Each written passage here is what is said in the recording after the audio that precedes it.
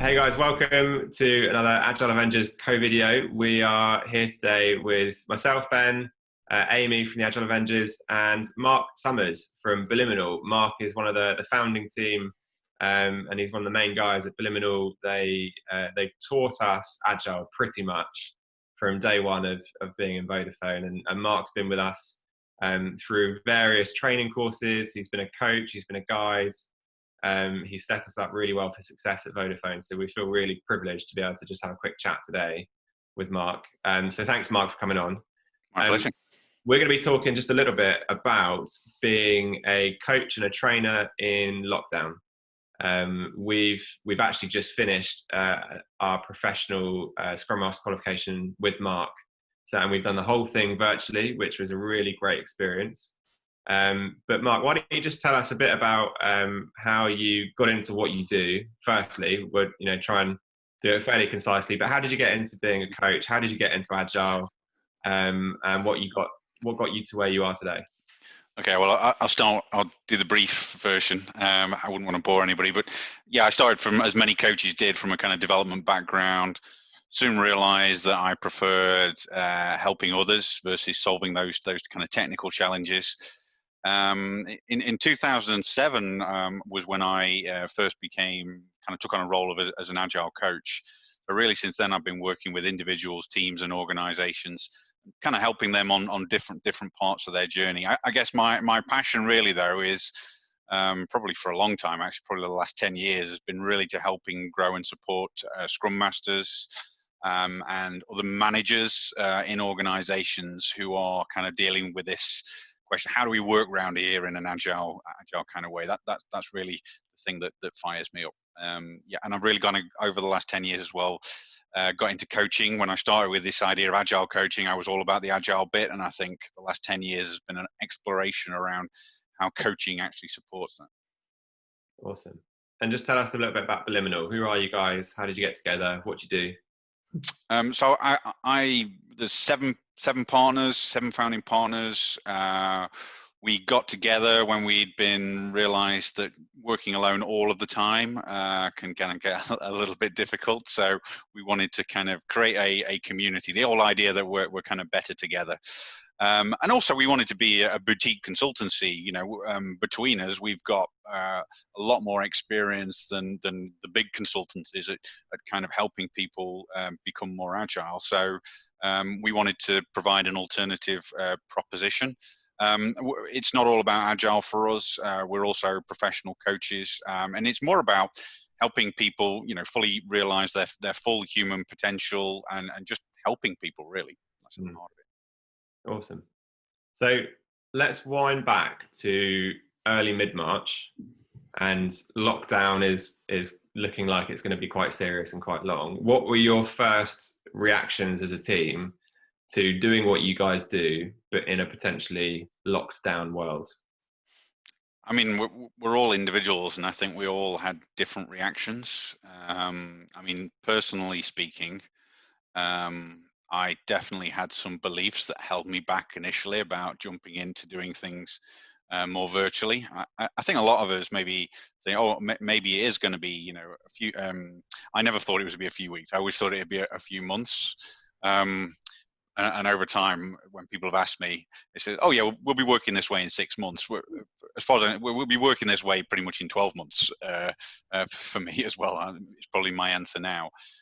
So that's changed over time. But yeah, I certainly had some beliefs that were holding me back.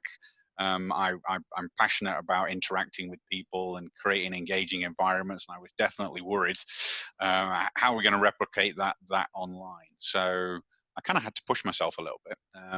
I think others are still holding back a little bit, whereas some of the partners have kind of jumped in and kind of kept the business going, really. Awesome. And what were like the kind of practical things in that first instance that you guys decided you were going to do? How did you decide what you were going to do moving forward? Well, around that time, we were supposed to have a strategy conversation. So we regularly do evolve our strategy. But the period we were going to focus on suddenly shrunk like this, and it was, you know, a little bit more reactive. I think everybody was kind of reacting. So we just kind of put a planning in place for the, you know, initial 3 months. And I think there has been a lot of uncertainty, and that has meant that you know, people haven't necessarily been buying training and or consulting. We were lucky enough to have some existing clients who were happy enough to experiment and be almost early adopters with doing some of this stuff virtually. So yeah, we focused on that, really, the kind of book work and converting our offerings to be able to kind of meet their needs.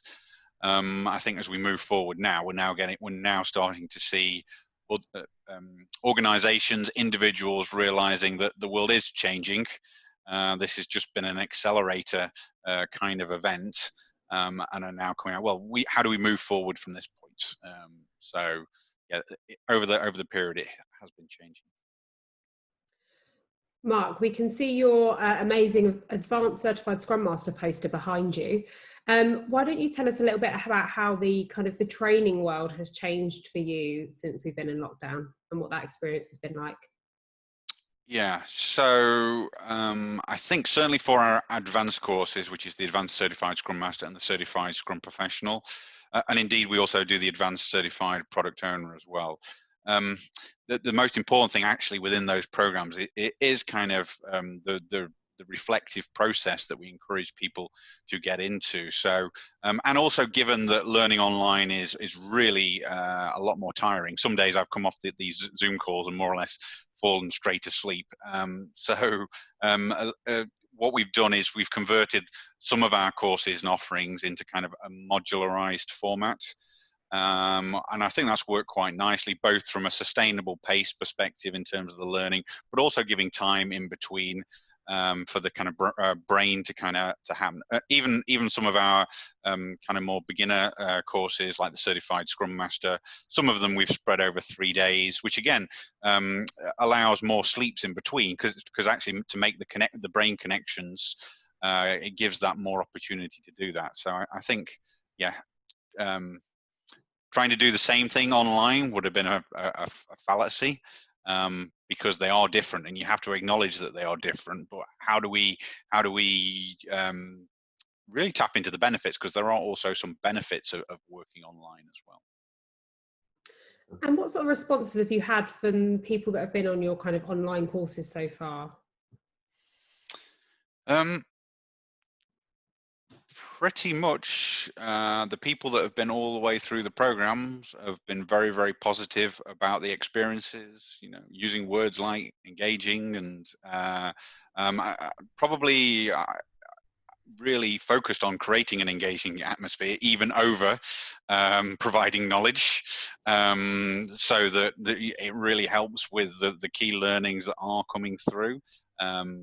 Trying to create the space for having those peak learning experiences, those positive experiences that really help the learning stick as well. So yeah, the feedback that we've had has been very, very positive. Mark, have you had any absolute balls ups so far online? Any embarrassing moments? Any technical cock ups that you want to share? I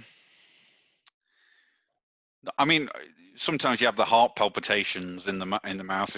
Oh, what am I doing now? Because I'm training and I'm having these technical issues in terms of creating breakout rooms or something like this.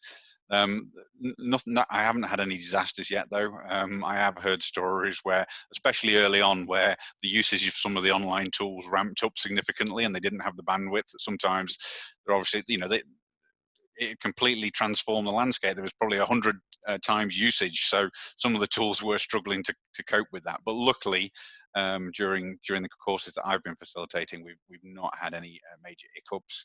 And I think it's good. The most important thing is to kind of have a backup plan. Yes, the tools are there, but equally, you know, if one of our collaboration tools falls over, you know, the conversations in small groups can still go on. Mm. And on the flip side, any like golden moments where you've been completely blown away by what happened on a training virtually, or something that just worked a lot better than you expected? Yeah, I think the thing that's really blown me away is the power of the breakout rooms, and the engagement that that actually creates. Um, I mean, that might not seem so amazing, but it was probably without having Zoom and the breakout rooms, the conversation I feel would have been very, very stale online. So that's been the most amazing thing that has been a key enabler. In terms of moments, I think the funniest thing really is seeing how people show up. And it is very different actually than in a classroom environment. People will maybe dress down more a little bit. It almost feels a little bit more relaxed. Even it's as though it's as though we are kind of in a different environment, and maybe people are even a little bit more themselves. And that can only be a good thing. Mm.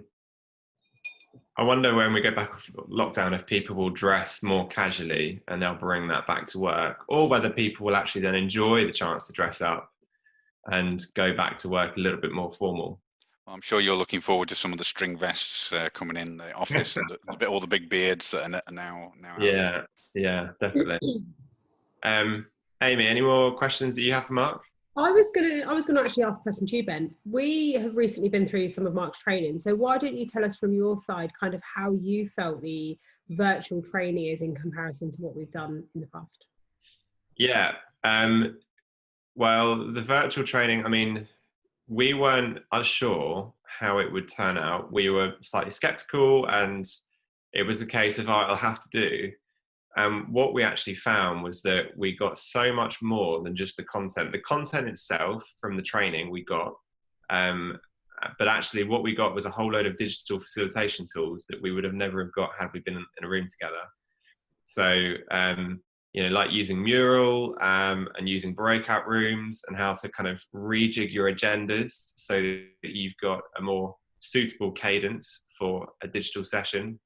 Your cadence of breaks, how you're going to, like Mark said earlier, rather than having 2 full intense days, maybe breaking it up into 4 mornings.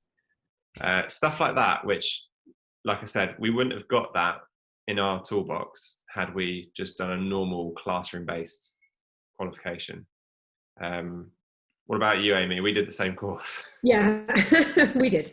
Yeah, I think very similar actually, but I think the thing that probably I noticed the most was the need to step away from the day-to-day role to invest time in self-development. Always knew it was important, but I think now more than ever, with everyone being at home, having that time put aside for it made a huge difference. I think it made a huge difference to a lot of us. It gave you time to put your head in a different space, which I don't think we would have had otherwise. So I think it needs to continue for me. I need to make sure I'm kind of setting that time aside. I think because this was a course, like a qualification course, people always make more time to do those things. It's much easier to say, actually, those 2 hours of reading or self-development I was going to do, I'm going to scrap because something else more important has come up. But you wouldn't do that with a course like we've done. So for me, I need to make sure I continue that mindset of actually the self-development, particularly while in lockdown and while everyone's at home, is so important for me personally. So it's definitely given me that kind of view as well. So for me, everything kind of agree with what you said, Ben, but that as well is key for me moving forward.